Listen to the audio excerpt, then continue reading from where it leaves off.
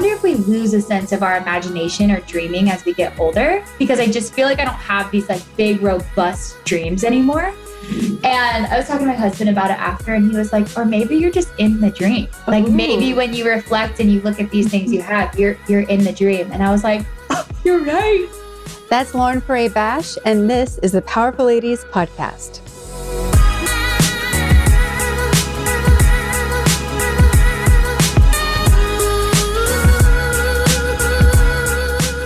Hey guys, I'm your host, Kara Duffy, a business coach and entrepreneur on a mission to help you live your most extraordinary life and make the impact you want by showing you that anything is possible. People who have mastered freedom, ease, and success, who are living their best and most ridiculous lives and who are changing the world, are often people you've never heard of until now. One of my most favorite things about being a podcast host is that I get to have conversations with some of the most interesting humans on the planet. Today's guest, Lauren, known across social media as Lauren, is one of those inspiring, energizing, gives you faith back in humanity humans. I am so impressed with how she's taking on being the change that she wants to see in the world and creating new intersections of all aspects, environmentalism and content creation. She's known as one of the Eco Talk group, where she's using TikTok to really talk about what matters to her about environmentalism and to give us resources and tools, and of course share, tips and funny things that happen along the way. I'm really excited for you to hear today's conversation about how being the change can be way easier than we think it is and less overwhelming. Why it matters that we're able to work together and support each other in making a bigger impact together, and where we need to learn, unlearn and relearn some things that we just think of as second nature in our lives and society. And there will even be some pro tips about mastering TikTok. Enjoy this episode.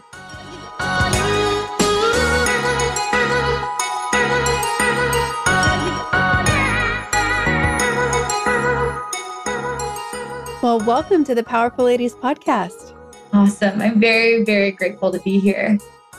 I'm super excited to have you. And it just worked out that I was already following you on Instagram. And then a previous guest, Mo, was like, you need to talk to Lauren. And I'm like, wait, that Lauren? The one that I'm like obsessively following her dad's vegan journey on? Like, yes, I want to talk to her. Amazing. Mo is amazing too. Mm-hmm. Wonderful. How did you and Mo meet? I think online. I think once you get into the sustainability content creating space, it's like pretty small. Everybody knows everybody. So Where is she living now? She's in Portugal? I think she's still in LA. She was when I talked to her last, but maybe she's there on vacation and good for her. Yeah. Very cool. Very cool. Well, I jumped right into a question. So let's go back a step and just tell everyone listening your name, where you are in the world, and what you're up to. Awesome. I'm Lauren Ferree Bash. I'm born and raised in Los Angeles. I'm actually moving to Santa Monica tomorrow, so it's all coming full circle. I'm a sustainability content creator and video producer, video editor, and environmentalist. I'm newly married. I'm newly a dog mama. I have 2 amazing sisters, and it's kind of my story. It sounds like life is good. Life is good. I know. I just turned 30 on Sunday, and I did a proper reflection of 29 and what do I want to bring into 30. I was 2 days late. I did it yesterday. However, yesterday was a very powerful day too. It was 2/22/22 on a Tuesday. So it felt fitting.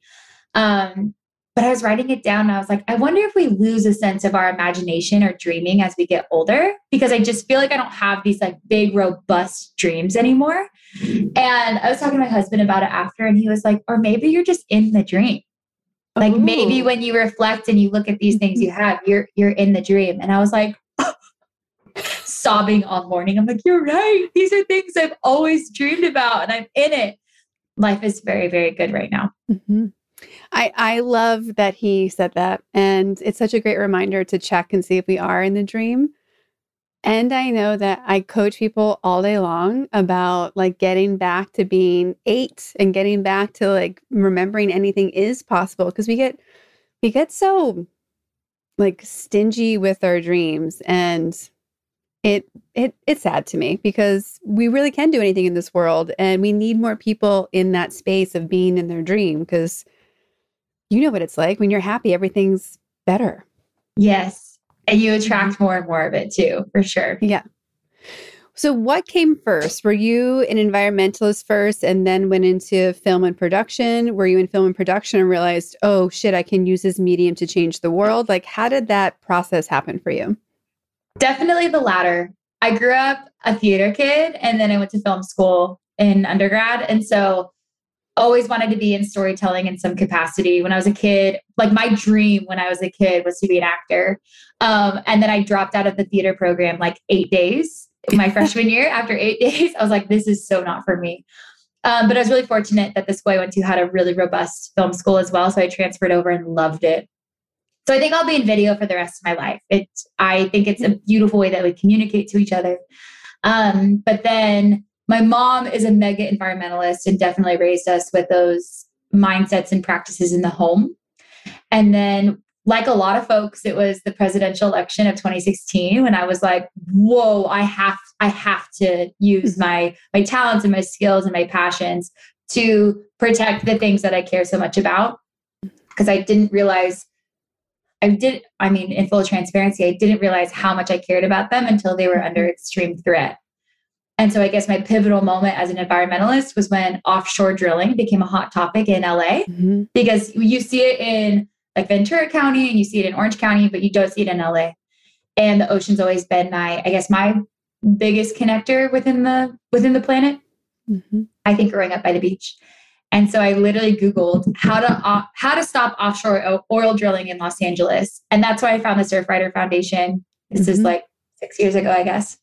And then just like attracted it and started attending chapter meetings and cleanups and protests and rallies and started taking classes. And so all of that to say, now I get to use my experience and my degree and my talents in video production in the intersection of creating content about the climate crisis, which is super cool. Well, and there's, I'm excited. In March, we always do a lot of stuff for International Women's Day, and we're going to be having this amazing panel about, being the change. Powerful Ladies for Change is our theme this year. Part of it is like me getting reconnected to what Powerful Ladies was when it started and where it should be going. And knowing that the power of all these incredible women, like we're more powerful together. 100%. 100%. So how when you're thinking about your power and your ability to make these changes, do you go back and forth like I do between feeling so insignificant and then the next day being like, no, I can do it all? Like, how do you feel with that? Because the environmental issues are so big, and we can compost for sure. There's so many actions we can take, and we can talk more about ones that you recommend, but it feels like it goes back and forth between being huge and doable. And how do you manage that? And where do you fall in that space? It's a good question. And I'm glad to know that I'm not alone too, because I definitely default to the pendulum swing of I can do this. And the basement of that of I can do it alone, which is like, I don't know, whatever gets into our minds that make us think that we can do anything alone. Like we are literally built to function in community. But then also feeling like these problems are way too big. How could we, what could we even do? Not even I individually, but what can we even do about it? And it's interesting. I guess I'm coming off of this buzzing vibration of this 30 journaling, because the quote that I'm grappling with for 30 is, I used to be clever and I wanted to change the world. And now I am wise and I want to change myself, by Rumi. And I think this kind of goes to what you're saying too. How do we want to fix the world. We want to change the world. We want to make an impact and do all of this. And there's almost an element of a juvenile, young, clever mindset to that. And with the wisdom, it's what can I do to change myself and to take care of myself and to educate myself and become aware. And the power of leading by example instead of like it all being this external thing where we're trying to like fix others and change systems when it can really come from within. And I say grappling because I'm like, I would love to believe that. Like, I would love to operate out of that mindset. Maybe I'm still young and like juvenile. Yes. So I think to answer your question, yes, I definitely swing between the two. I think a big one that comes in quite a bit when you're creating anything on the internet, and maybe you feel like this too with your podcast, is imposter syndrome kicks in so hard. I'm like, who are you to think, Lauren? Who are you to think that you can call out these big banks? Who are you to think that you can rally a group of people to restore their relationship with nature? Like, who do you think you are? You're like a kid from Southern California. Like, what experience do you have? Like, what background or testimony do you have? And then I think if everybody thought like that, nothing would change. You know, we would just have a bunch of people who were operating out of fear. So imposter syndrome kicks in. And then I definitely get this from my mom. My mom's a single mom, raised us 3 girls. And so we're just like a very woman, feminine filled home at mom's house, which is like my eco sanctuary. I love visiting her house. But she defaults to the little red hen. Like, I can do it and I can do it alone. And then, do you know the nursery rhyme? Oh, it's the best. I'll send it to you. It's this like a nursery rhyme, a children's book. It's a little red hen who's like setting up for a party or something. And like the pig asks, can I help? And she's like, no, I got it. And then the dog asks, what can I do? She's like, no, I got it. And she's like clucking around and hurrying around trying to set up for this party or this event. And then at the end gets mad that nobody helped her and like things didn't happen and things fell through. And they're like, we offered to help. But she's the little red hen who's like, maybe a bit of pride or ego kicks in there for wanting to do it for other people, but doesn't seek support. And I think I take after my mom like that too. Like, I got it. It's cool. I got it. I want to do it. And then crumble or burn out because I don't ask for help. Well, and even beyond ego, like there's a trigger word that so many people have is the word burden. We don't want to be a burden on other people. And it's like, where did that come from in our background? Because often asking people for help is like, people love helping other people. Like, it's a gift to ask people to help. It can be really hard, especially if we fall into controlling tendencies. Yes. But it's really an amazing opportunity to be like, who can help? Because you said before, we can't do anything by ourselves. Nothing. That's like the biggest lie we have as humans. But you were telling that story, and at first I thought you said the little redhead, and I was like, ooh, a book about me. And then it was a red hen. But there are so many kids' books that pass through my life, and I still love kids' books. I could easily own just a kids' bookstore and be happy. Yes. But there were 2 that stuck with me. One was The Berenstain Bears in the Messy Room. Yes. And the other love the Berenstain Bears. Yes. So good. And the other was The Day the House Ran Away. Oh, I don't know that one. I think we need a new one, and maybe I'll plant the seed for you to create it, because we could have like The Day the Planet Runs Away. It would be the same concept, because like it's a little boy who apparently lives by himself at age like 7, as you do. Yes. And he wakes up one morning and all that's left, even the house is gone. He's like on the concrete slab with his pillow because it's the only thing he took care of. Like, he hugged it at night. Oh. But everything else was mad that he like didn't take care of it, didn't wash it, didn't clean it. And so it all just left one day, and you were like, oh shit, I got to take care of things. Like, yes. It's amazing how these stories when we're kids plant seeds and shift all of this. Like, yes, it's so powerful. So yes, having the red hen in your background, how has it changed how you invite people in? This is good. Wow. I feel like the timing of this podcast could not be better, because I just had a lot of these really rich conversations over the weekend.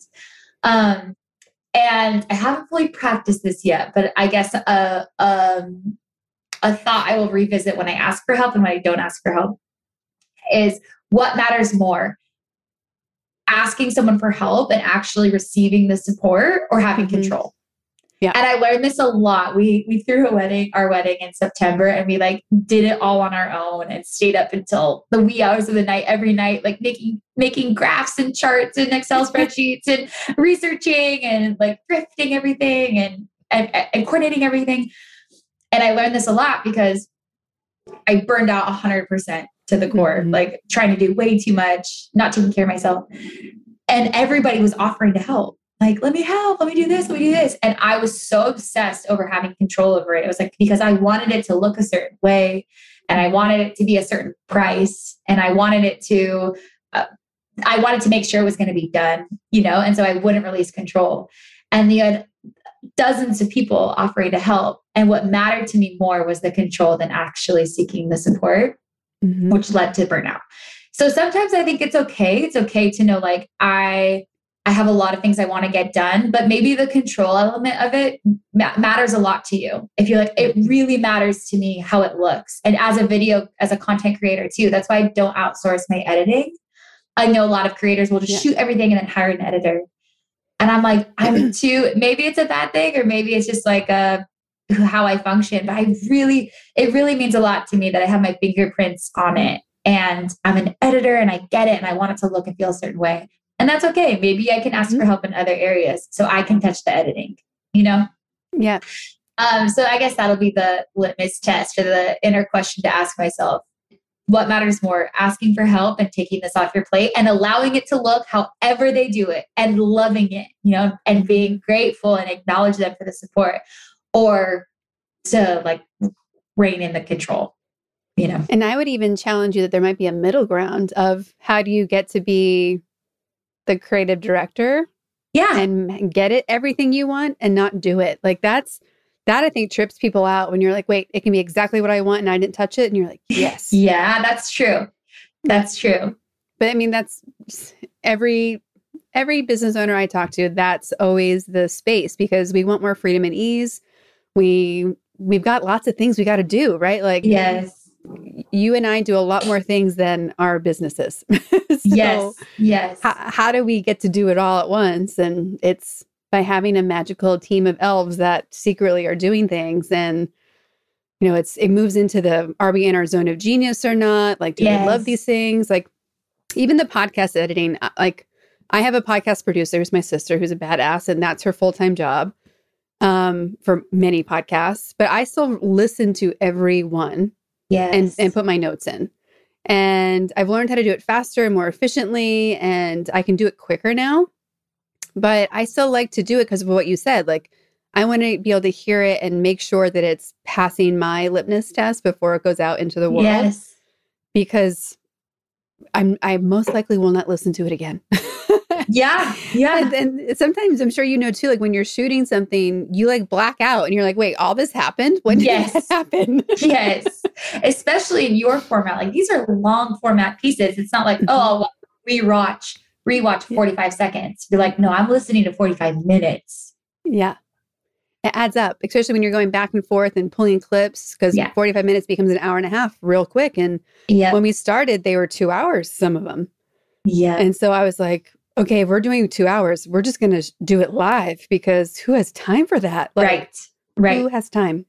Right. And I don't really know if the listeners, you tell me if you disagree, but like, I don't know if there's so many live ones that are raw. There's so many that are edited. And I don't think it matters so much in regards to like appreciating it if you do your homework in advance. Yes. Yeah, I don't think a listener only listens to edited ones or only listens to raw ones, for sure. Yeah. So you work with some incredible brands. What are some of your favorites? And for people who are thinking about working with you, like, who are you attracting? I think of who. Okay, my all-time favorite brand. I think the best brands I work with, or not even brands, the best organizations I work with are ones that I have been like a lifelong fan of before I started working with them. And I have like pinch me moments that I get to work with them. I'm like, what? And now we get to work together, create content together. Like, I've been using your services or your products or whatever for years now. So the one who I'm the biggest fan of is Imperfect Foods. Are you familiar with them? Yeah. Yes. They're first and foremost a food waste prevention service. And they deliver ugly, imperfect groceries to your door. So at the beginning, they were just imperfect produce and they were only doing produce. And now they have like pantry items and snacks and like beverages and everything.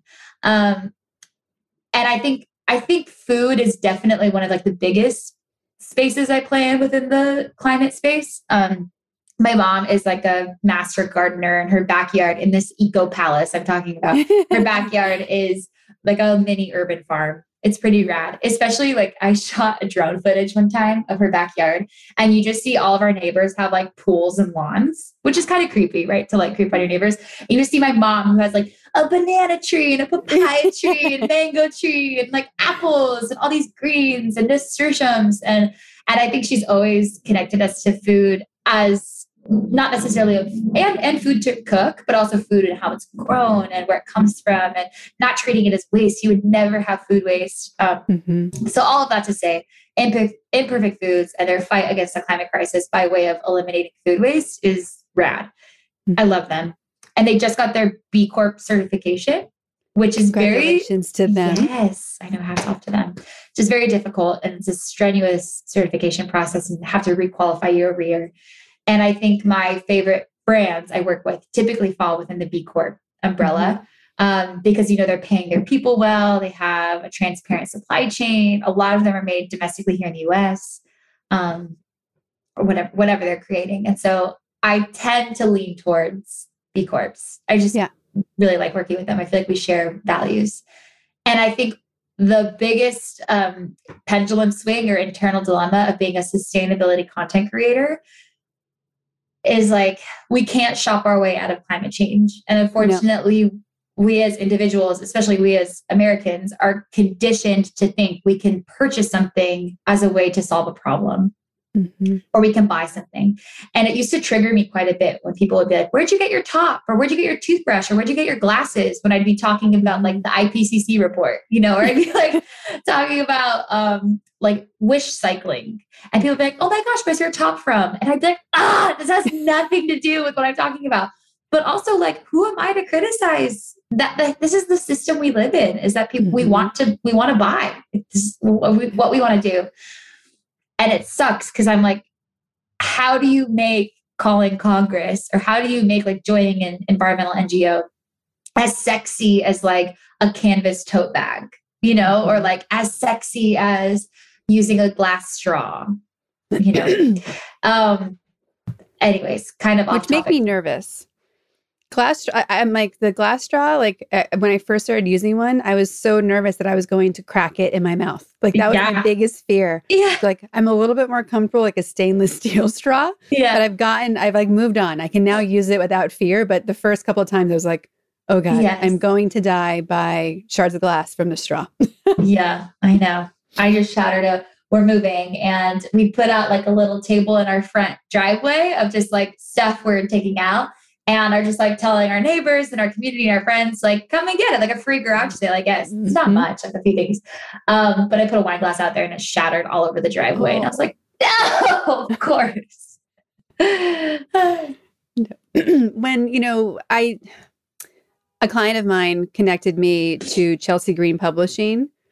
They do all kind of sustainable agriculture publisher, plus they're also a sustainable publisher themselves. So all their topics are really interesting. I'm so happy she connected me into them. And I found the book she recommended to me was Good Morning, Beautiful Business. Oh, I love that. Yeah, I would highly recommend reading. I think you'll love it. It's by Judy Wicks, who actually is going to be a future podcast guest. I'm super excited. Awesome. But she was the owner of the White Dog Cafe in Philadelphia, and she was part of the founding like local movement and free trade movement or fair trade movement, and working with coffee in South America, like all these things. And for this woman that no one's heard of, and the impact she's made in what you can do in a local community and choosing to align your values with your business and still be profitable. Yeah. It was just such a great read. And that then led me to like, The Future is Local. Like it's called The Economics of Happiness. And I've lived abroad. I've worked for huge international corporations at times. I've worked for small startups, everything in between.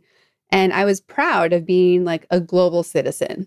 Like, traveled the world and saw places and like, I like this global connectiveness. And I didn't realize until reading this most recent book how much the globalization is hurting so many people. It just didn't process for me because I was in that same mindset, like you said, of people just being in a consumer-based structure of how does globalism hurt everyone? And there's even studies about when a Walmart moves into a town, they might say, oh, it'll be 150 jobs, new jobs because of Walmart. But that town loses anywhere between 500 and 1,000 jobs. Yeah. And it's like, oh, like I really want, my wish would be, even before people maybe take an action, just to start thinking about the economy of it all and ecology of it all, because we're thinking so narrow-minded most of the time. So that brings me back to, with the consumerism part, like what are practices that you're doing every day to break out of those cycles and systems and be mindful about how you're spending your money and your time and all the things that we have to touch every day? That's good. I think something that's like triggered me lately is, I think it aired in 2020. I'm pretty sure it was a PSA done by the Lincoln Project. But it was it's a 60-second PSA. Or I don't think it was fully for the Biden administration campaign, but it was definitely against oil. Like not a PSA, but an ad against oil. And it's this really clever scripted narrative 60-second piece of all the big oil execs. Mm-hmm. And they're just in these like big bougie mansions and they're wearing robes and smoking cigars and drinking whiskey. And they're like, we at Big Oil know that the earth is on fire, but you should probably do something about it. And they're like shredding papers. And they're like, back in the 80s, we had dozens of scientists run tests to find out if it was actually creating global warming, but we paid a lot of money to cover it up. And they're like shredding the paper. Mm-hmm. And they're like, he's eating this big old turkey in this big dining room. And he is like, we at Big Oil, we will be fine, but you should probably start a compost pile.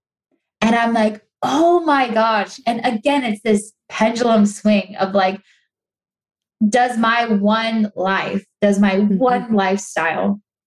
of eating local, eating plant-based, composting, like being connected to nature, can this reduce global emissions? Like, no, you're talking about one person. No. And there are big companies who are responsible for a mass majority of emissions who need to be held accountable. Like that, if we're actually going to reduce greenhouse gas emissions, it's not like a group of people composting. It's like big oil and gas, not even big polluters, oil and gas companies being regulated. And we have to switch to clean energy. Like we know this. Mm-hmm. However, the future is local. I love that. And Gina McCarthy, she's the new like head of environmental advisor, the environmental advisor for the White House. Mm-hmm. And she was on a podcast and she's so funny. She's like so New England, has like the best accent ever. And she's like, we need more people plugging into the community. Like we don't, because that's when it feels overbearing, when you're like, how the heck are we going to reduce greenhouse gas emissions as a country? But if you're like, okay, my city is like 120,000 people. That's like 2 UC Berkeleys. So we have like 2 college campuses. Okay. How can I rally this community to just be aware of what eliminating food waste in our landfill bins? What could we do with this food waste? And granted, in California, we're pretty stoked because now it's a law, but you're like, but that's how it passed. Is like local communities coming together and saying, we can no longer put organic waste in landfills. We have to regenerate it into soil. And boom, and you're like, wow, this is how it happens. And then we know that like California, New York set the precedent for the rest of the country too. And that's how it happens. It starts on the coast and comes in. But that's how this happens, is like small, local to maybe statewide to then see federal change. Yeah. So I love that. I guess I'm not really answering your question, but what are things to do? Well, you said that you eat plant-based, you compost. Yes. What else are you doing on a daily basis that can inspire others? I think the big one is plugging into environmental NGOs. So while like chapter meetings are a little different now because they're on Zoom and it's not the same. However, it looks like some are starting to pick up in person now, which I'm very excited. As like a bona fide extrovert, I'm like, yes, in-person chapter meetings. The two I'm the biggest members of, I guess, are the Climate Reality Project and the Surfrider Foundation. And so from there, you get daily or weekly newsletters of what's going on. Are there petitions you can sign? Are there like, what can we call Congress about right now? Right now, the Citizen Climate Lobby is doing a big push on asking for a price on carbon. And so it's all like very, very structured. We forget that there are people who are already doing this work, you know, who are like professionally doing this work. So then I'm like, well, what can I do as a content creator to pull the work that these amazing organizations are doing and be a mouthpiece to my community and say, hey, you want to take action? Check out this petition. You want to call your Congress? Here are a few things you can mention. You want to come attend a cleanup? Like here is our next one in Venice Beach. So it's just identifying what do we bring to the table to amplify the work that these amazing environmental organizations are doing, you know? Well, and this is where that fear we get as business owners and people making anything is like, well, someone's already doing it. Why should I? Well, great. We can now use that to our advantage in this space because someone's already doing it. Let's just work together. Like, yes. Yes. We don't need to start from zero in any of these areas at all. Yes. And I always ask myself, or I remind myself, if it was working with this many people doing it, the solutions would have already been implemented. Yes. But it's not working yet. So like clearly what we've done in the past isn't working. So we have to get bigger. We have like our groups and our organizations need to get bigger and louder and stronger and obviously more diverse. That's why you see all these epic youth organizations as well. Cause they're like, hello, you've known since the 60s that this is going on and you haven't done shit about it. So let us take the reins because this is our future that we're inheriting. And the amazing work too. While I'm not super plugged in, I admire and applaud the work of the Sunrise Movement. And I love donating and supporting the work that they're doing. They're brilliant. They're all brilliant. And Fridays for Future and all the youth climate movements are brilliant. Well, and it reminds me that going back to what we were talking about earlier, it's not so hard. You know, like everything you listed, calling someone can take less than 5 minutes. Yep. Reading a newsletter can take less than 5 minutes. Signing up for their email, also less than 5 minutes. And you said something that I want people to hear again, which is you said, I'm going to paraphrase it, but like, we can't buy our way out of the problem. I'm currently teaching a financial fitness for entrepreneurs class. And a slide that I will be showing tomorrow says, you cannot earn your way out of bad habits. And we keep thinking like, oh, we'll just do more and it will be okay. And it's like, no, we have to have a timeout and like really reset the priorities and like look at it. And I think like so many people since the election in 2016, everyone is so mad that we now have to double check everything. Like before we could be like, oh, you're the FDA, you're doing the work for me, so I don't have to. And it's like, actually, they might be doing some of it, but here's a whole list of things that are slipping through the cracks and this is not okay. Yes. And so that I think also adds to a layer of exhaustion. So finding other groups that are doing some of that work. And there's so many amazing people on TikTok or Instagram, right? Who are constantly being like, this is in your Kellogg's. Did you know? Yes. Yes. It's crazy. And that goes back, it all comes full circle. It always does. Like nothing exists individually. Everything is intrinsically connected, you know? So even going back to the future is local, you're like, what is in the grocery store? Where did this come from? What has it been treated with? Like what? Or it's like, you could ask all those questions and go to a grocery store. And granted, going into a grocery store, we're constantly learning now too, is an extreme privilege. You're like, whoa, how many points of distribution of fresh produce exist within a 5-mile radius here? And you go an hour inland or an hour north and you're like, it does not exist everywhere. Yeah. And that's royally effed up. Yeah. I mean, did I hear correctly are you in Costa Mesa right now, moving back to? Yes, Costa Mesa. Yes. That's where I live normally. I'm recording this for everyone who didn't hear the beginning part in Laguna Beach today. But so I live so close to 17th Street that I can ride my bike or walk to like 10 different grocery stores, which is insane. It's insane. And like, I think about moving somewhere else and I'm like, oh, but if I go somewhere else, I can't ride my bike to like get groceries and any meal I want. And it, like, literally, it is the most convenient city I have ever lived in. That makes it hard to be like, I should live somewhere else. But it is insane in that way, right? Like my parents recently moved to outside of Raleigh, North Carolina, and they still have, like, they still feel privileged because they have like 7 grocery stores in a 30-minute drive. Yeah. But it's, you can start seeing it get farther and farther away. And like, what level are they? Like the closest one to their house isn't so awesome. Yeah.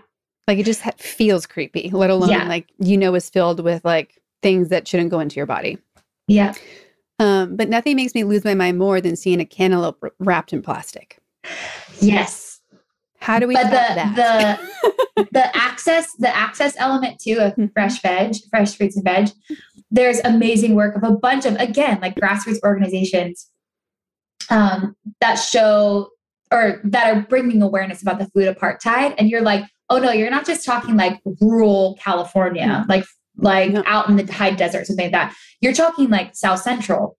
Yeah. Where there is not a grocery store that sells fresh fruits and vegetables within a mile radius of people's homes.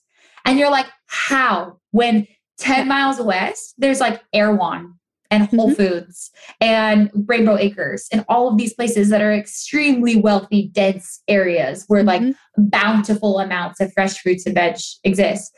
But you go 10 miles inland, not even inland, you go 10 miles in South LA and you're like, wait, what? Like there's corner stores and liquor stores and gun shops and you're like, this is as clear as day systemic racism. How could anyone disagree? And it trickled. It's in everything, not just in the police department, in the food system, in everything. And you're like, in the education system, and you yes. And you're like, oh, and that's why the work of the intersectional environmentalist group is so wonderful too, because we're not just talking about ecological impacts of climate change and loss of biodiversity and loss of wildlife and mass extinctions. You're talking about like people. Anyways, I'm also doing quite a bit of learning and unlearning about that too. Like growing up in a predominantly white community and going to a very white institution for school, and even living in LA, like living on the west side of LA, constantly learning and unlearning about the environmental justice or injustice effects of climate change. Yeah. I was doing 75 hard. I started in early December, and I was driving to North Carolina because I had to drive things home. Wow.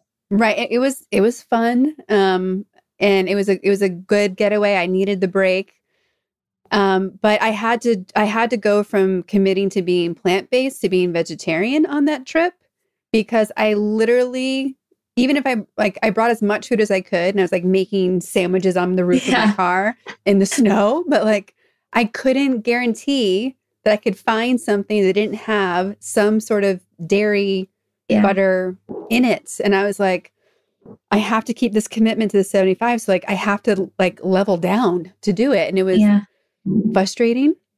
And I think I had to end up eating like 500 like veggie Subway sandwiches because that was the only option. And I was like, I'm gonna lose my mind if I eat one more of these. The smell of that bread is like it's the worst. Yes. And so it's just that, like just looking at what can you eat on the highway? Yeah. What can you eat in the highway that doesn't have meat in it? What can you eat that's actually fresh? Yeah. I find it really interesting when we talk about these topics, often people have aha moments, and sometimes it's first preceded with anger, irritation, and being triggered about it. Yes. But then it's like when there's this shift that can happen if you allow yourself to have the conversation and really look at it with someone of why are we tolerating this for ourselves, let alone our family, our community, the planet. Yes. Like, since when is it okay that I don't get to have access to those things? Yes. So I think it's also really interesting, the personal journey that being dedicated to change like represents. Like, as you said, your quote for this year, right? Like looking at yourself. What do you think was surprising to you since you've taken on being an environmentalist in a bigger way about a habit that you were resistant to give up? Well, I think going back to what you just said too, like we initially react with a lot of anger. You know, when you're exposed to this stuff, I think a lot of white folks learned this in 2020. You're like, wait, what? And it's like, hello, this has been going on for hundreds of years. Like, you're just now listening, you know? And I remember seeing a meme. It was like a girl, like a cartoon, almost like a comic, a girl holding her best friend's hair as she was like throwing up. It's like when your friend is, or like holding your hair when your friend is having her enlightening or her awakening. And then like, but you holding your own hair like earlier or something, like, you know what I mean? Like, oh, we're all on our own different path. My friend sent me that because of course you're angry. You're like, wait, what?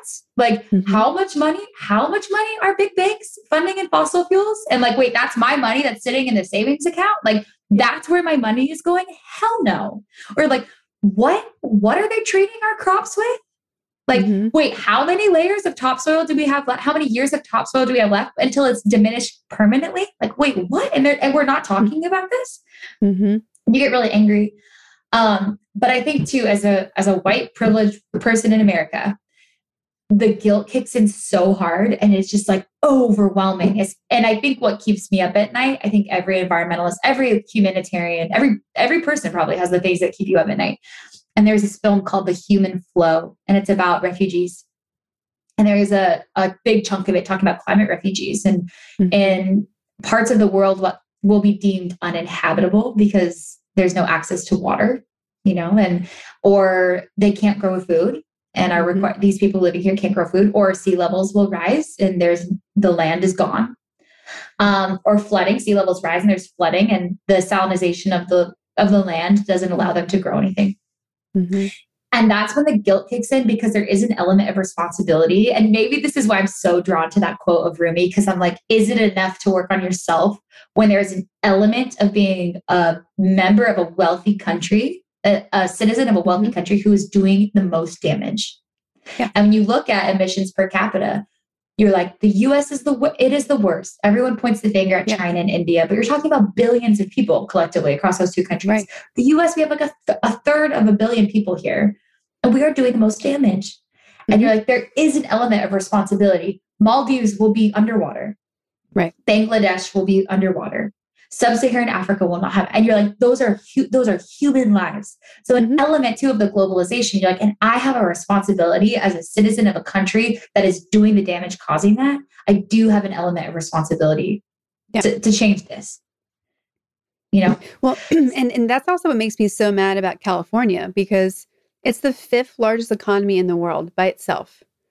And we have people who are leading spaces of all the different levels of activism that we need. And we are not doing enough. Like, we are not taking and doing something with it. There's a horrible Instagram account called like Street People of Los Angeles. Yeah, I'm familiar. And I go back and forth about like, should I follow this account or should I not? Because sometimes I don't know where it falls in like a part of the problem or a part of the solution, but there are eye-opening things that are being shared on there that are horrifying. And I'm so mad that like we have the money, we have the knowledge, we have people making change. And if we can't fix it here, how are we ever supposed to convince anyone else it's possible? Like we have as much power as Germany as a country, and they are light years ahead of us in getting their shit together. Like, what? Yeah. I'm like, whose door do I have to knock on? Because I'm going to just start walking up and down the street. And I'm like, who's not making choices? Like, right. It's baffling to me, but it brings me hope getting to talk to people like you and Mo, and even, you know, thinking about like Chandra Gore, who was a guest we had, who's based in Virginia, who's literally going door to door to register people to vote. Like, there are so many amazing people taking action and doing things. And the more that we can all be connected to each other, I will feel better about our future. 100%. 100%. And going back to your, like one of your first points in our conversation was we are so much stronger together than separate. You know? Yeah. Which is a perfect segue into, what does powerful ladies mean to you? Like, do those words mean something different to you on their own versus when they're combined? I think being raised by a single mom with two sisters and just being like a full chica house, powerful ladies are for sure my mom and my sisters. Like when I think of powerful ladies, I think of them in our home. We spent all day Monday together at the spa, and just like I brought my journal and my book as if I was gonna like write and read, and we were just like clucking, like we are like little chickens, you know, just like hens. And like chit chatting in the jacuzzi and chit chatting in the locker room. And it was so special. And they're all so powerful in their own ways. And I'm so grateful. I'm so grateful being raised by just a rock star of a woman. She's my role model in every way, shape, and form. Like I remember at one of the holidays last year, we were sitting at the table and I was brought to tears looking at her, thinking none of us will live up to be the woman you are. She's definitely planted a seed in each of us. Like my younger sister is really into gardening. My older sister's really into cooking. I'm obviously very into the like climate and sustainability space, which she has dropped those seeds. But I'm like, but all of us, like, but you have it all. We just have like a seed of it. We're never going to live up to be the woman you are. Like, what are we ever going to do without you? We all are like equally obsessed with her, and it's the best. So when I know when I think of powerful ladies, especially powerful lady, I immediately think of my mom. We ask everybody on the podcast where they put themselves in the powerful lady scale. So if 0 is average everyday human and 10 is the most powerful lady possible, where would you put yourself on that scale today and on average?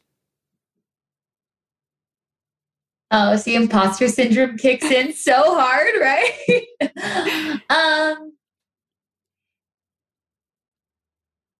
Okay, a quick story. I promise it'll be quick.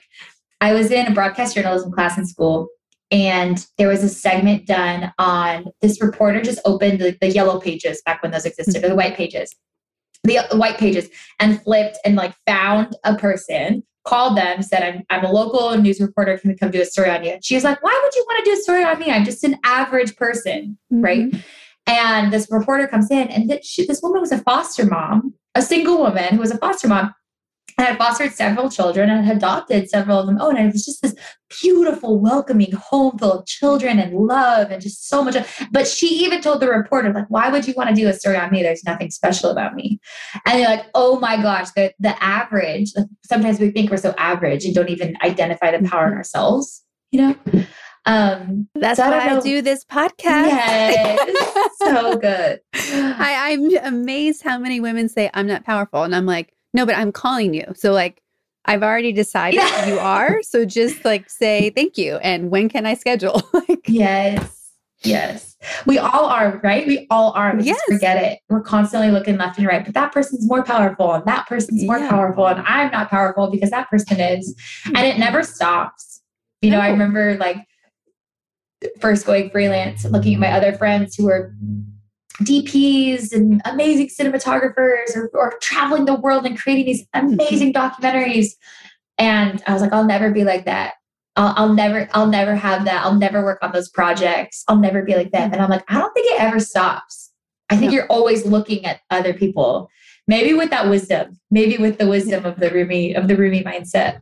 I'll be more secure and confident myself. Well, and I think the watching other people shifts from, like, there's a breakthrough moment when you go, that's not for me, versus, oh, I can have that. And then, oh, I can do better. Yes. And I think that's kind of, when I look at like the breakthroughs I want people to have, I first want people to know you can have it. Yes. And then it's like, how do we get you there? It's simpler than you think. And then it's like, how do we even go beyond that? Because I think there is no business plan that doesn't include perspective and comparison, right? Like I'll even change it from who are your competitors to who are your parallel brands. That's good. Because that shift will move it. But if we're not paying attention to what other people are doing, we can either fall into a tirade of like ego mountain, or we'll lose our own perspective to like, be like, why isn't this working? Be like, well, because you're not offering what people want anymore. So I think it's just changing what power we're giving who we're looking at. Mm-hmm. Yeah. It's tough though, especially when you look at consumer-driven capitalistic structures. It's all about competition. It's always about competition. And I've worked for a couple CPGs now in-house. Like I worked for one for way too long, and the little voice was like, leave. And I did. But then even like kind of part-time consulting, freelancing, and CPG, consumer packaged goods, at the end of the day are driven by volume. Yeah. And it's always, what is the competitor doing? And it's so icky because you're like, aren't we on the same team?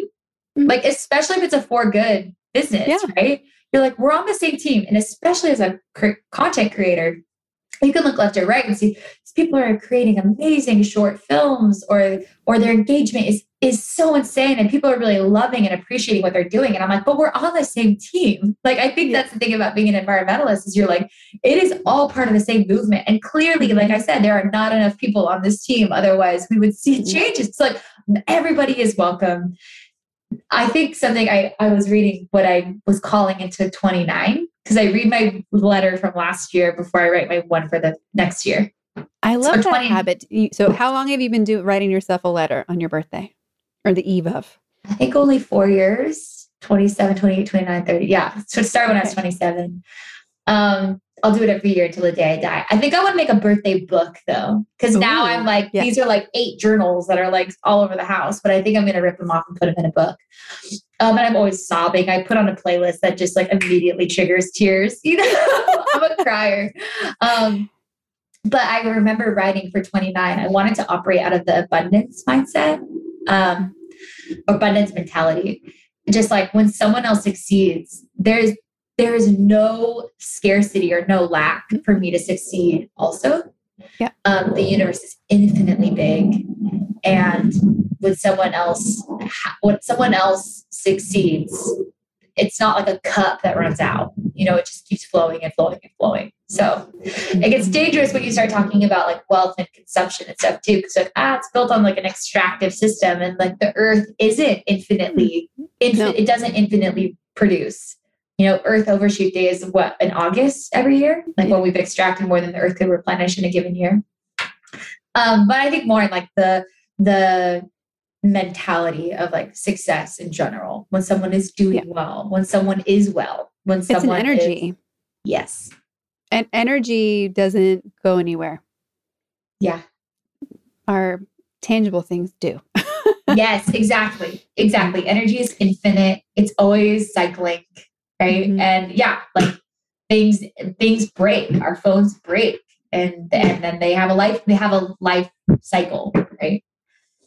Well, I will be yelled at by every listener if I let you squirrel out of putting yourself on the scale. So where would you rank yourself? I'm going to feel confident and say like when I'm operating and I'm like confident and I'm this wise woman, powerful woman, I'm a 10 for sure. Imposter syndrome is saying, don't say that. And I'm like, no, we're fighting that. But I have bad days too. Don't get me wrong. I'm like full of comparison or envy or ego. Or just like, bad days too. But that doesn't make me less powerful. It just means I had a bad day. Yeah. I mean, some days it's by the hour. It shifts. Yeah. It's like, there's a guest one time that goes like, I'm all the numbers. I'm like, okay. I like that. I think I'm still like that. I think I fluctuate all day. Actually, today in my art, do you do morning pages, or have you heard of morning pages? I've heard of it. It's like the one habit that I don't know why I keep resisting, but yeah, check it out when you can. It's called The Artist's Way, written by Julia Cameron, and my husband and I do it every morning. And this morning I like drew a little roller coaster in my thing. I was like, I feel like in the 18 minutes it takes me to freehand write 3 pages of journal, I like start super optimistic. I'm like, hell yeah, I'm sitting down, I'm journaling, this is good. And then I go down, I get distracted, and I'm hard on myself. Like, you're already distracted. Like, come back, Lauren. And then I'm like, you're fine. Don't be hard on yourself. And I come back up and I'm like, oh yeah, we're good. We got an idea. We got to break through, like write it out. And then I'm like, oh, I don't want to finish the 3rd page, but I know I have to. And I'm like super hard on myself. So I'll take that. I'll be like, I'll start the day at a 10, drop quickly to a 0, go to like a 3, then a 0, then an 8, then a 4. I'll do it all. I love it. So one of the things I think is so interesting about you is that you are taking this platform called TikTok that everyone has an opinion on, and you are like, oh no, we are going to make it for good. Yes. Not for bad, for good. And I just hosted a TikTok masterclass with Alex Michelson from like the TikTok agency in LA. It was like drinking from a fire hose, how much information he gave us about like optimizing TikTok and what to do and like all the stuff. So first, I would love to hear from you, like how you recommend people break into TikTok. And because it occurs to me, knowing like, it occurs to me that I need to stop doing a lot of things to find time to make TikToks. And I'm sure Alex says it'll be worth it in the end, but I'm like, okay, cool. In the meantime, how do I optimize this so I don't lose my mind? Yeah. Yeah. I have a ton of friends now who want to get into this space, and maybe this comes with age too, but I'm like, if you're not super clear on your why, like why do you want to get into this? It is not easy nor fun nor like super user friendly to get into. Like, what is this? It's like, why is it so loud? It's like as soon as you open it, it is like loud in your face. I remember being like, whoa, how do you pause? Like it is intense. But if you're super clear on your why, so if it's about optimizing your business or building your community or extending the bell curve of reach of what you're already creating, just being super clear on your why, and then it's easy to create your strategy from there. You know, but I feel like when some people are like, I just want to make TikTok videos. And it's like, well, there's so many different kinds. Yeah. Like, are you unlimited? Yes. Do you want to go viral? Like, is that the goal? Because there's ways that you can go viral, but then it's like, but what are you doing? Like you can have very high video views, but like, what are you trying to do? Are you trying to offer something or trying to teach people something? And I think the beautiful thing about TikTok is like the niche communities are so specific and so wonderful. Like I'm in the Learn on TikTok community. So we're like the educator creators. And I swear when I go into, we have like office hours and community webinars and things like that. And you see the niche communities that these people are from. There's like doula TikTok. There's tattoo TikTok, like tattoo artist TikTok. There's therapy TikTok, like therapist TikTok. There's dentist TikTok. There's like all these people, and they're using their platforms to educate people within this niche, but they have like millions of followers and millions of views because like these communities are actually very robust and people keep going back to learn. And it's so rad. So, well, I'm part of like sustainability TikTok or eco talk, what we're known as. The niche communities are rad. So I guess that if someone was just getting started, those would be my 2 tips. Like find out your why and be very clear about it. For me, it was like borderlining rock bottom, like had quit my job and went to Argentina and COVID hit. And I like was 28 years old and moved in with my mom. It was like, what the hell am I going to do? But have a background in video production and a passion for sustainability. So started making videos. And granted, I like check my luck and privilege all the time that I got in on TikTok when I did, when it was very easy to build a very large community.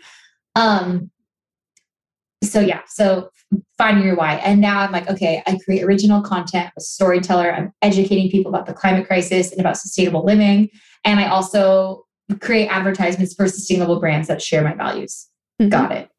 And my niches are people within sustainability, people who are like coastal. I feel like a lot of like coastal surfing, outdoor folks, predominantly women identifying folks, and the plant-based puppy mama, like maybe married people.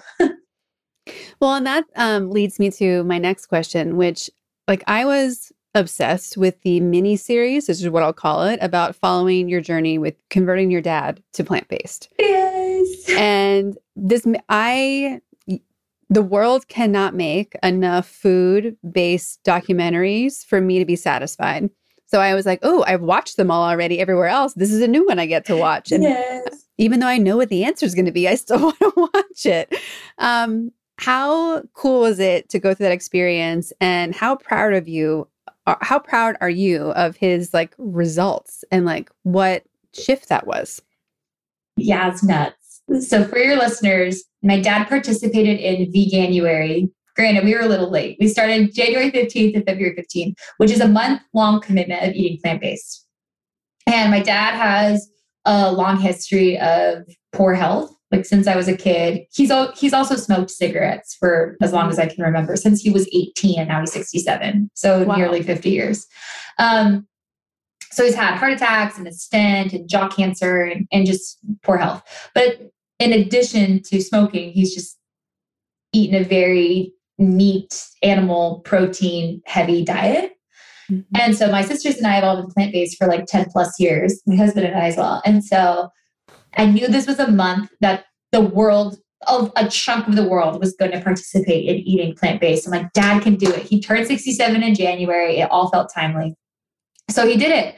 And I think what's beautiful too about getting to be a content creator is creating original content that means something to you, you know, and TikTok actually creates a space for you to serialize your content, you know, which is rad that you even call it a series. I'm like, well, yeah, you're essentially creating a very, very short form series. My dad is like an absolute clown, like just loves the camera. And he's just such a ham bone and is like making jokes and his little accent comes out and it's just wonderful and natural. So it was a lot of fun to make. It's amazing that I get to create original content in addition to like paid sponsored content, and serialize it and put a lot of thought and intention. I mean, some of those videos, we had like 4 hours of footage where my dad and I were cooking or grocery shopping or speaking or yeah, I guess doing like mini interviews is what they were.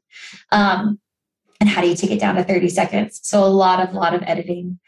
But then he went to the doctor and had his blood pressure. He was tracking his blood pressure for a month. And then he had his blood pressure taken with the doctor and he had his blood test done.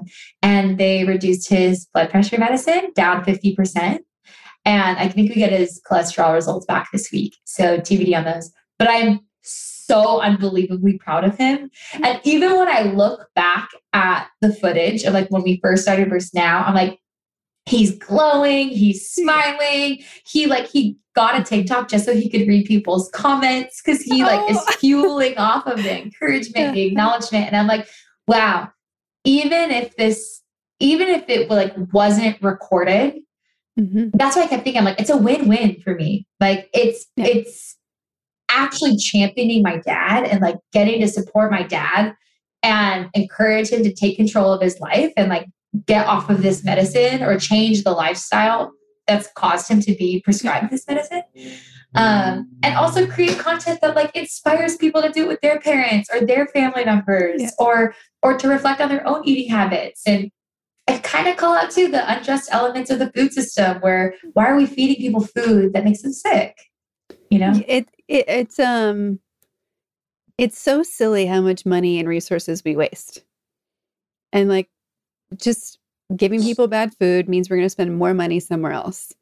And looking at where we just move food around the planet, like I forget there's a term for it, and you probably know it closer to the top of your head than I do, of when we literally exchange the same products from one country to another. Yeah. And it's like, why did we just send, like there's a famous one of like bottled water that went from the UK to Australia and Australia to the UK. It was literally equal. Tons of bottled water went to both places. And I'm like, why did we do that?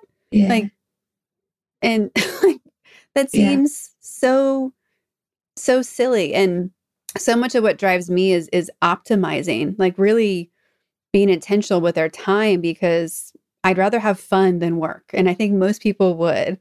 And when I think about that, I'm like, why did we make more work for ourselves? Like, right. Before we even get to the environmental impact, it's like, who thought that was like the best way to move forward with something? Right. And I think we just panic sometimes that we can only have more, like grow a business and expand things by going bigger versus going better. And I really want people to start thinking about how can I just do it better? Yeah. Because you can double your business without going bigger. Yeah. So anyway, I went on a tangent. Forgive me. No, I love it. I love it. And I think too, going better, because a lot of regulations, or what should I say, a lot of certifications exist if you do it good, like, right, if you're doing a good job, like USDA organic, right? You have to get these certifications. But I'm learning now that sometimes it's not just about doing it good, or like sometimes businesses do it not for the pure intent of doing it good, but doing it less bad. And I'm like, like, it's not just about like paying your workers minimum wage. It's about a living wage. Like, can they survive off of this? You know, can they take a vacation? Like, shouldn't everyone have access or enough resources to take a vacation? Are they given time off to take time off? Like, I don't know.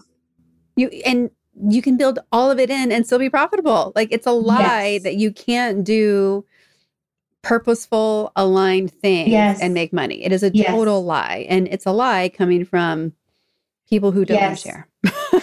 Well, that goes back to what you're saying about Germany too. Like, we have friends who live in the UK. And if you look at what their base salary is, you'd be like, that literally doesn't, like, our rent costs more granted, LA is extremely expensive. But when you're like, our rent costs more than their salaries in a year. And I'm like, but they don't have student loans. They don't have healthcare bills. They get like X amount of time off for maternity leave. They get X amount of vacation days a year. Like, they're always skiing in France, or like, you know what I mean? I'm like, wait, so this base salary is actually like a nice cushion salary where but there isn't the like addiction to grind.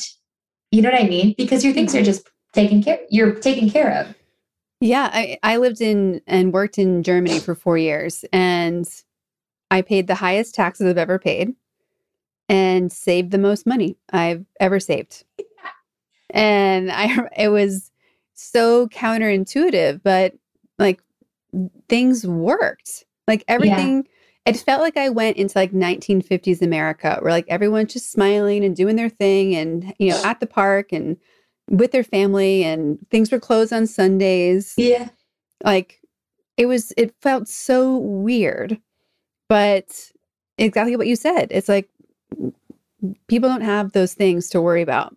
Yeah. And when there's such a bad name put on socialism, but it really just comes back down to, what do you want the average quality of life to be? And why shouldn't we have more equal quality of lives than not? Because giving someone maternity leave means everyone can have it. And if everyone gets 4 weeks vacation as a minimum, whether you're a CEO or you pick up garbage, like, what, like, why not? Why don't, like, it fuels all the other systems that you just say matter, because it's time with your family, time to take care of people, time to recharge. And ultimately, if people take vacation, they're not hiding in their house, not spending any money. So like, it doesn't even fit into like, there won't be a cycle happening. No. You spend more when you're not working. Unless you're in a pandemic and you can't buy anything, but like, and you're taken care of. It kind of makes you question, like, wait, doesn't the government exist to like take care of people? But like, the US is like, what is it? The most addicted, the most uneducated, the most obese, the most medicated group of people in the world, or like in Western culture. Yeah. No, there's such an opportunity to reset, because, and this is again, like with all the polarization that's been happening lately, when two humans in America sit down and talk to each other, the first 10 things they'll say that matter to them are the same. Yes. And like, you know, one of my triggers is when politicians will push like, oh, we stand for family values. And it's like, do you? Because to me, family values is, can I spend time with my family? Can I feed my family? Do I have daycare? Do I have elderly care? Right. None of those things are in your list. Like, none of them. So like, whose family are you taking care of? Because I don't know how you can use that term. Right. And so I'm hoping that people hear podcasts like this and follow people like you, and they're like, okay, hold on. We can change this. We can unlearn this. We can really focus on what matters, and just breaking the historical logic we have that we're doing it the right way. Like, yes, we're not. Right. Because if it was working, it would have solved it by now. Exactly. That's what I keep reminding myself. If this was working, yeah. I did the math the other day on Amazon's like climate fund, the like $10 million for climate change. I was like, Jeff Bezos made $126 billion last year. And how many days could he donate 10 million to equate to 1 year of his salary? And it's like 40 years. Mm-hmm. He could donate that much money every day for 40 years. And that would be his 2021 salary. Yeah. Not sorry, salary, earnings, right? Because he only takes an $80,000 salary. I'm like, right. You're still making $126 billion. So yeah, like how can that exist? Like in what ethical realm of consciousness, like, does that exist? Although I'm learning now, like consciousness isn't like who defines ethics. Mm-hmm. That's what I'm like finally getting now is that's where we disagree is like, what is ethical? Mm-hmm. Well, and I don't even know if we really do when we start digging deeper, because when we get down to like the basics of humanity, most people agree. Like if you took them to a factory animal farm, would be like, ew, right. Most people. And then something happens between going 1 mile away from that place and then having a discussion. Like, wait, we were just there. Like, what's missing in this space? And so that's what I keep looking for, because are you familiar with Maslow's hierarchy of needs? Yes. Okay. So for anyone who's listening who doesn't know, it's like you have to have foundational things before you can have a next level conversation. And so I keep looking at like what's missing for people to understand that, like to have this conversation. Like what level of security are they missing where they can't think about the health and safety of animals right now? Yeah. Because it's really, it's like, okay, what's missing from your life where that isn't like oh shit, I have to go change things right now. Yeah. I think it goes back to us being like so insulated by these systems that make sure that we never have to think about it.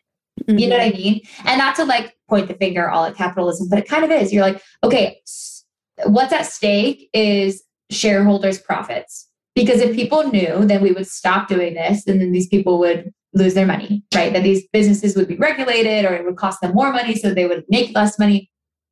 That's what's at stake here. You're like, that's what's at stake? Like that millionaires make like a few less $1 million. Like that's what's at stake? Like, wait, what? So, but of course you're so insulated. It goes back to that PSA. It's like, oh yeah, like you should probably start a compost pile. You should probably start recycling. Like, of course, these big polluters, or in this case, like these big unethical giants of the animal ag industry, you're like, oh no, but they want to make sure that you never know what goes on in there. And now we're so you can escape a discomfort so quickly. Like you have an uncomfortable conversation with somebody, you're like, I don't like that anymore. So I'm just going to the next thing. Or like maybe that clip you see, the hidden camera footage inside a hog farm, you see it and you're like, I don't like that. And you swipe and then you're on to the next thing. Funny dog video or something, right? Which we all need a few of every day. Yes, of course. And like climate doom and doomism doesn't do anything. Mm-mm. But also like we are so insulated by these systems that actually favor the polluters or the ones causing the most damage, because it's like, no, you don't have to think about it. It's okay. Mm-hmm. Even with animal ag, especially, a friend of mine told me this, we actually don't call them by the mammals. We don't say cow, we say beef.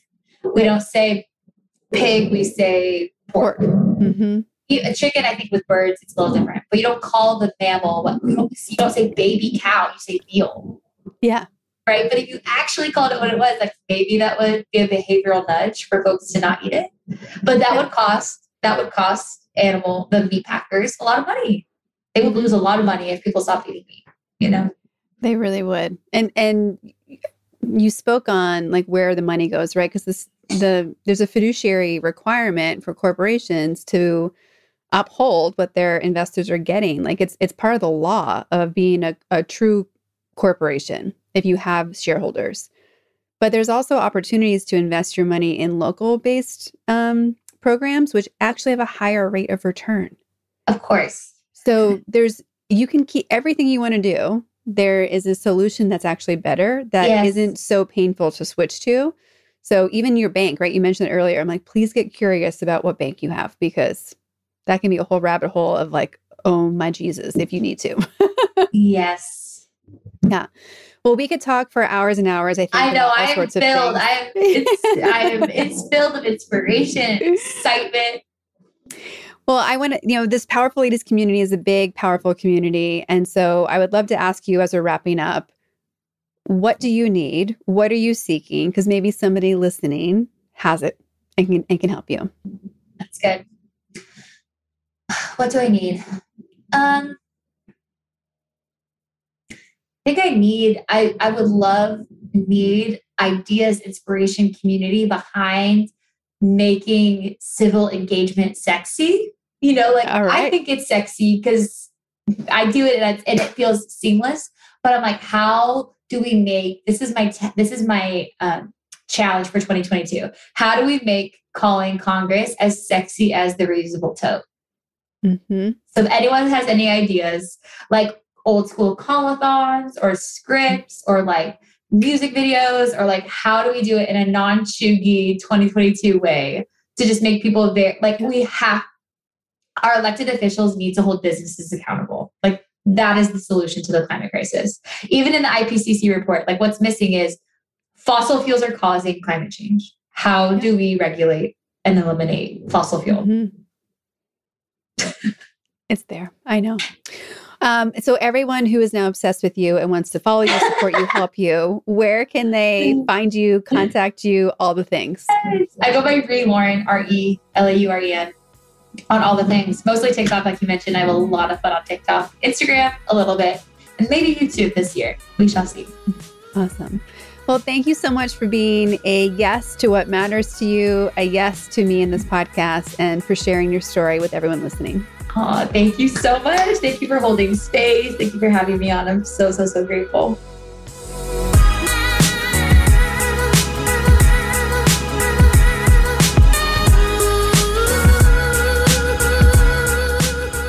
All the links to connect with Lauren are in our show notes at thepowerfulladies.com. Please subscribe to this podcast wherever you're listening and leave us a rating and review. They are so critical for podcast visibility and helping us connect to more people who would love to hear this episode. Come hang out with us on Instagram at Powerful Ladies. And if you're looking to connect directly with me, please visit karaduffy.com or Kara_Duffy on Instagram. I'll be back next week with a brand new episode and an amazing new guest. Until then, as we're taking on being powerful in your life, go be awesome and up to something you love.